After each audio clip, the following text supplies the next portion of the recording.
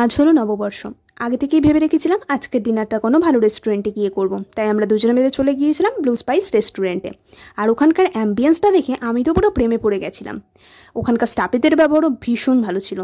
আমরা অর্ডার করেছিলাম egg fried rice আর কড়াই চিকেন। তোমাদের সাথে গল্প করতে করতে আমাদের গরম গরম টেস্টি খাবার এসে হাজির হয়ে গেছে, আর দেখেই তো পুরো জিভে জল চলে আসছিল। তারপরে আমি দুটো প্লেটে সুন্দরভাবে পরিবেশন করলাম খাবারটা।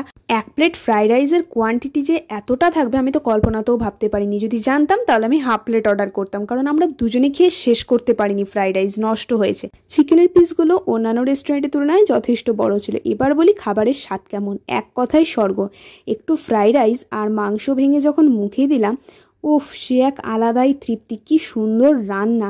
আমরা যেহেতু ঝাল খাই না তাই বলেছিলাম আমাদের রান্নায় যাতে ঝাল না দেওয়া হয়, ঠিক তেমনটাই আমাদেরকে বানিয়ে দিয়েছিল। খাওয়া দাওয়া কমপ্লিট করে কিন্তু শুধু পেট ভরেনি, আমাদের দুজনের মনটাও ভরে গিয়েছিল।